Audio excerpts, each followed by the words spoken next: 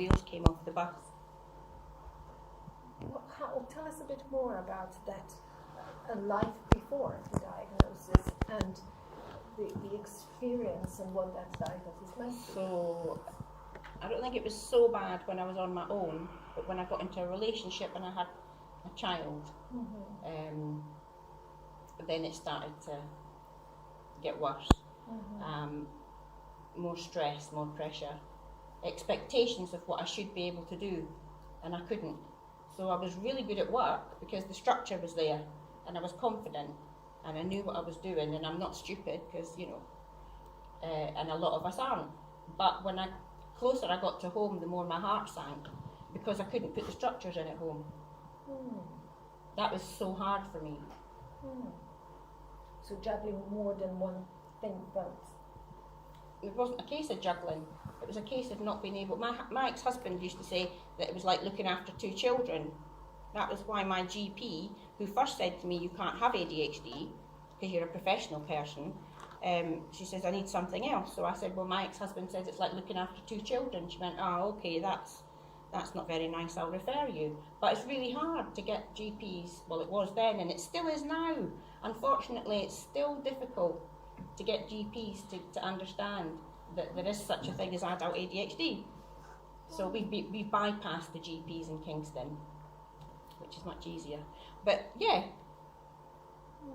So the diagnosis, did it make sense? So you were diagnosed at Kingston? Yes. Maudsley. At Maudsley. I was 47. Okay. Yeah. My son had been diagnosed 3 years previously, privately. That was the best thing we ever did.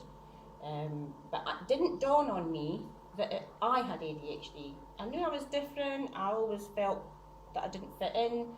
I knew that I had issues, you know, with certain tasks. It was more difficult for me. I used to have to use more energy, and I'd get tired, you know, to the point where I just couldn't move. I was so exhausted. But it didn't dawn on me because I think they asked about my family, and my brother had self-medicated on alcohol and he was dead by 35. So, and he was in the army, he was in bomb disposal, you know what I'm saying? So they were all sort of looking at that, and nobody actually thought or said, do you think you've got ADHD? And I never thought for a minute. But I was struggling really badly with my relationship because I've always found relationships really difficult. And yeah, I wasn't in a good place at all. Everything was sort of going down the pan. So I thought I need to do something for myself. I need to get myself out of this hole. So I started singing again. I mean, at one point I phoned Samaritans because I thought I'd lost the plot. I thought, I've lost it. I've gone, you know, that's it. I'm going cuckoo.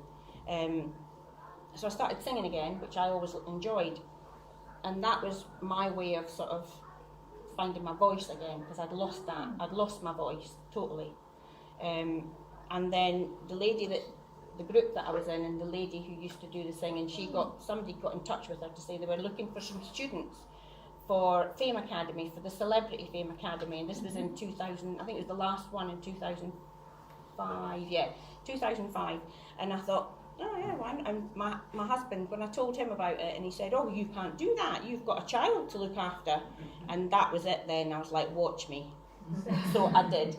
I applied for it, I had an audition, they asked me to go in, and it was the best thing I ever did, because I went into a situation which was totally unstructured, and I was all over the place, and I could see it for the first time, because I wasn't keeping myself within those structures that I'd sort of built for myself, even though I was like locking myself out the house, locking myself out the car, lock myself in the garden. I'd go on the train, I should be in the car, I'd forget my handbag, I'd leave it at home, you know, all these things were happening. But it hadn't dawned on me that I had ADHD until I went there. Well, why would the singing bring it to the fore? Or did that experience in the choir? No, that it wasn't so much the singing, it was the environment I was in, because they were using us as guinea pigs. I see. We were instead of the celebrities. So they were building the structure up round about us, so there was no structure.